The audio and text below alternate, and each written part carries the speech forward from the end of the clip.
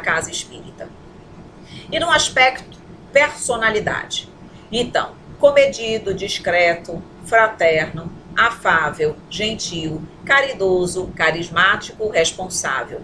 Tem que ouvir mais do que falar, expressar sentimentos com sinceridade e interesse real de ajuda, capacidade de levar o atendido à compreensão de si mesmo.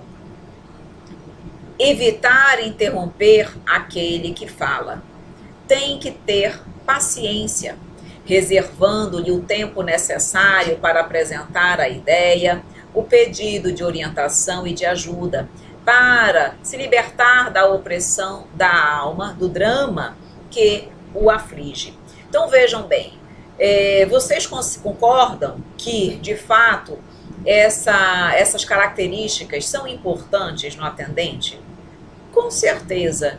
Imaginem se vocês chegam na casa espírita e um atendente que não é fraterno vai lhe atender. Como é que ele vai fazer um atendimento fraterno sem ser uma pessoa que passa fraternidade, acolhimento, carinho, afável e gentil?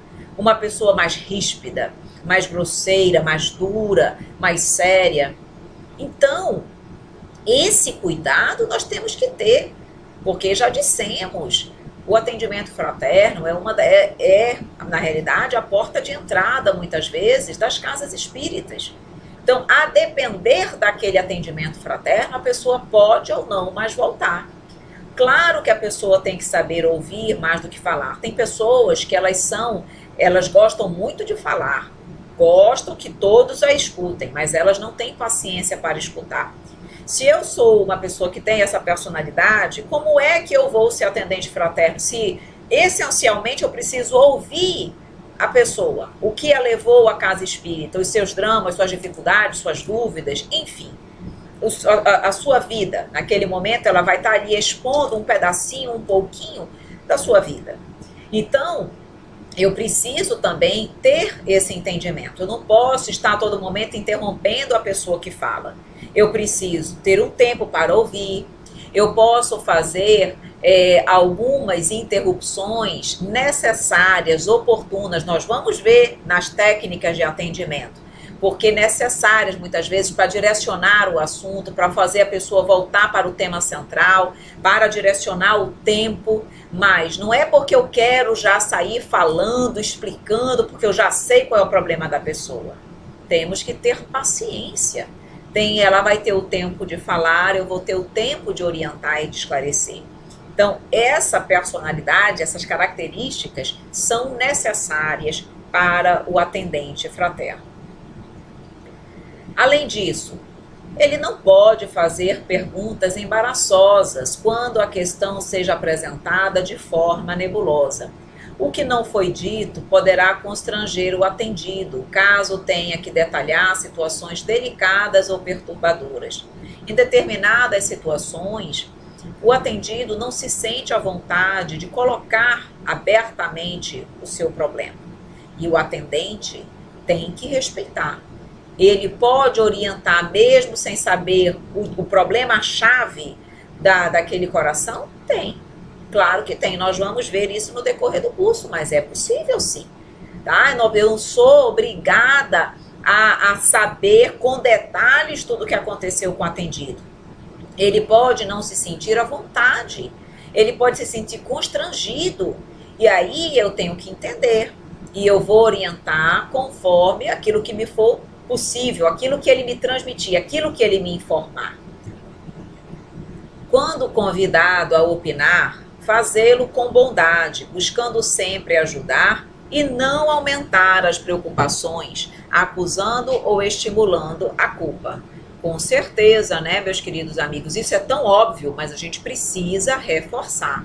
Bondade, doçura, tato psicológico eu preciso ter na hora que eu estou ali dialogando.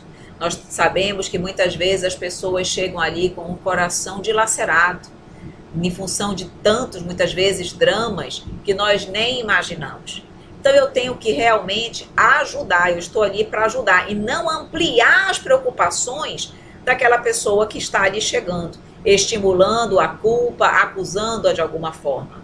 Nós vamos ver quando na aula que nós formos trabalhar alguns casos, alguns exemplos, nós vamos ver que um determinado atendimento, a depender do que o atendente falasse, ele poderia ampliar, aumentar as preocupações do atendido.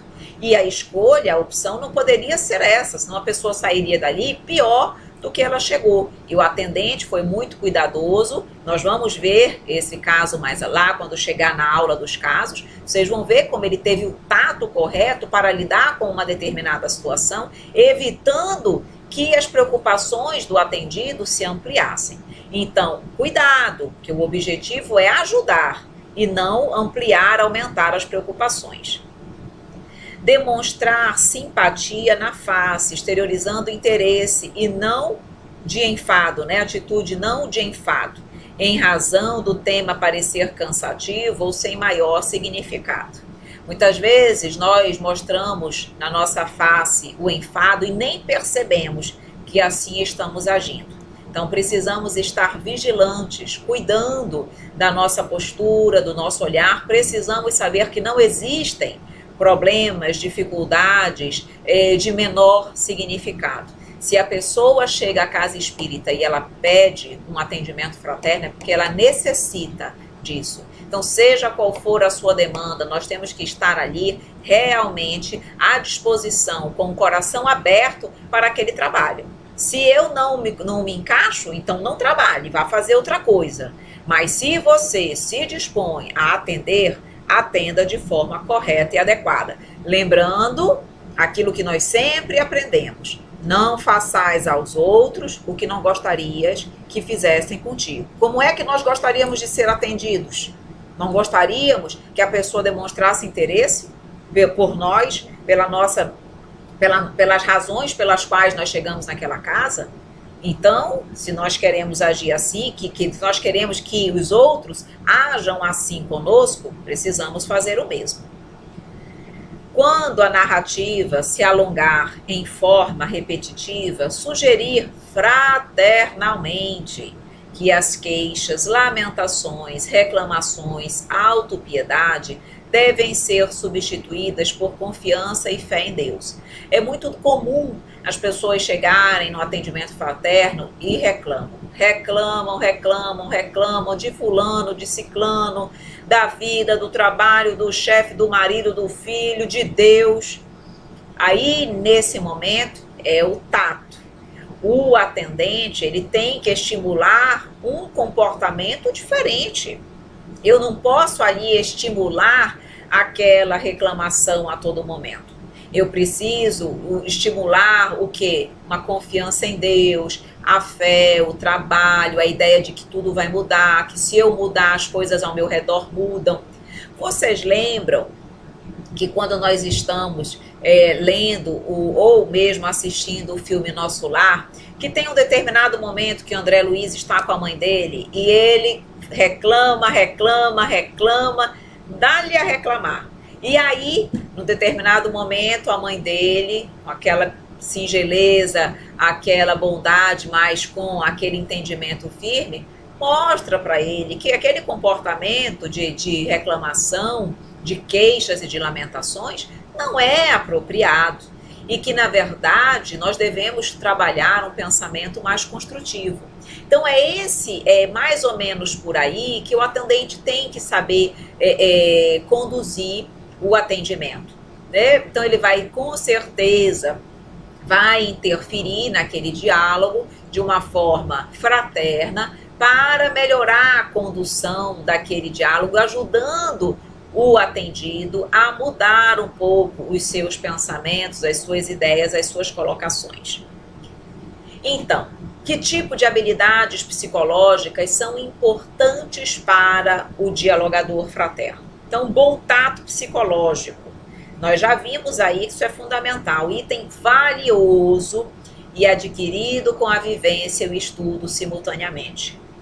Meus amores, tem pessoas que, pela evolução que já adquiriram, já são pessoas que já têm naturalmente esse tato. Se nós ainda não nos enquadramos nessa condição, vamos trabalhar diariamente na vivência, no estudo do Evangelho, para que nós possamos adquirir esse tato, realizando cursos, lendo livros, nos capacitando. O conhecimento vai, pouco a pouco, nos ajudando nesse processo. A característica primordial de quem tem bom tato psicológico é a capacidade de saber ouvir. Envolve também a empatia, que é um estado de identificação profunda com o outro.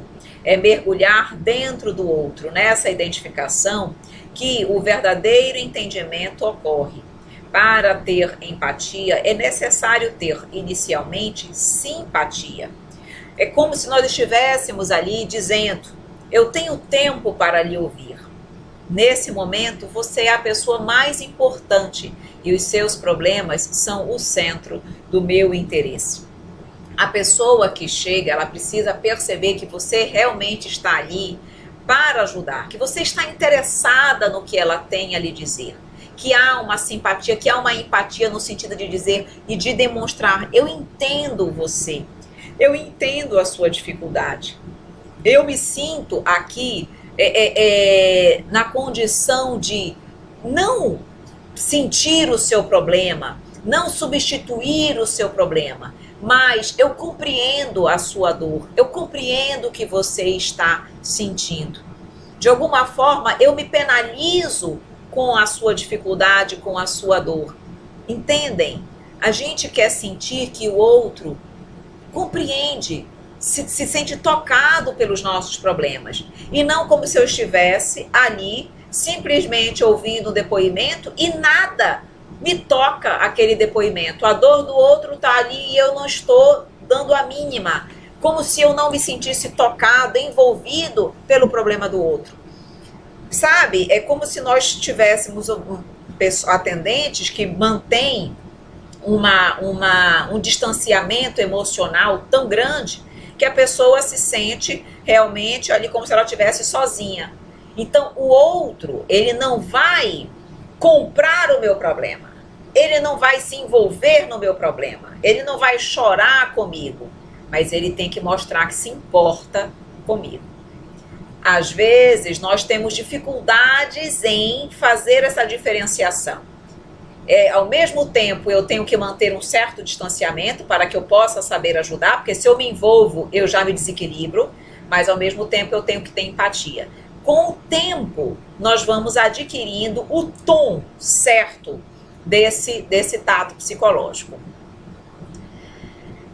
Divaldo Franco vai trazer para nós também um grande ensinamento. E ele coloca para nós: a capacidade de saber ouvir é valiosa, porque o cliente normalmente quer falar. Na maioria das vezes, não deseja ouvir respostas, quer desabafar, como muitos o afirmam, porque na falta de uma resposta para o problema, ele necessita de alguém que o ouça. Então, o atendente deve possuir esse tato psicológico para dar oportunidade ao visitante de liberar-se do conflito. Evitar, quanto possível, que ele fale de questões íntimas, de que se arrependerá depois quando passar os problemas. Então, precisamos realmente saber ouvir. Aqueles corações que chegam, inúmeras vezes, não tem com quem dividir o problema. Não tem um amigo, não tem um psicólogo, não tem um terapeuta, não tem uma pessoa dentro de casa. Muitas vezes estão ali tendo que suportar pesos enormes, se mostrando fortes e muitas vezes não tem com quem desabafar. Então, quando chegam na casa espírita, eles precisam externar aquilo que se passa em seu coração, em seu íntimo. Então, a necessidade do atendente saber ouvir é importantíssima, é fundamental. E ali também é um processo de catarse. Por quê? Porque muitas vezes eu posso até não ter a solução do problema, tá? E muitas vezes a solução do problema, muitas vezes não, praticamente todas as vezes a solução do problema está na própria pessoa. Porque a doutrina espírita, ela não resolve o problema, ela orienta, ela instrui, ela aconselha, ela auxilia. Mas a resolução do problema está sempre em nós mesmos. Mas o que acontece? Naquele momento, a pessoa ela precisa desabafar. O processo de catarse, o processo de colocar para fora, isso ajuda muito para que a pessoa se sinta melhor. Então, às vezes, basta, ela só quer um ombro amigo que possa lhe ouvir. Claro que o atendente não vai simplesmente ouvir, vai acolher, vai orientar, vai instruir, vai dar os acompanhamentos. Mas o saber ouvir é indispensável. O atendimento fraterno não é um confessionário. Como o próprio nome diz, é um encontro no qual se atende fraternalmente aquele que tem qualquer tipo de carência. Contato psicológico pode se desviar no momento oportuno numa questão que seja inconveniente e interromper o cliente na hora própria, a fim de que não se alongue demasiadamente, gerando um elan de afinidades entre o terapeuta de atendimento e aquele que o busca, evitando produzir-se o que às vezes ocorre entre o psicoterapeuta convencional e o seu paciente. Cuidado para não criar ali uma relação de dependência. Nós não estamos ali com o objetivo, por isso já diz, de substituir um psicoterapeuta, ali não é um confessionário, onde nós queremos só falar com determinado atendente, só ele me entende, só ele sabe do meu problema. Às vezes, é claro, é compreensível você querer voltar com a pessoa que lhe atendeu, porque ela já está ciente das suas dificuldades, mas todos estão aptos a atender. E nós temos que ter cuidado. Então, contato psicológico, nós vamos orientando o atendido de que ele não precisa ficar vinculado a mim pessoalmente, tá? Não é demonstrar que eu não tenho interesse no problema dele, que ele não pode voltar comigo. Não é isso. Se for possível, tudo bem, mas que não se crie esse vínculo, essa dependência do atendido com o atendente. Como nós colocamos aí, tem que ter cuidado para não criar essa dependência que existe entre um terapeuta e o seu paciente. Nós não somos terapeutas, nós não estamos nessa condição, perfeito? Então, cuidado também. E sobre isso, nós vamos falar ainda sobre isso no decorrer do curso, mas tem muito atendente que quer, que gosta que o atendido lhe procure.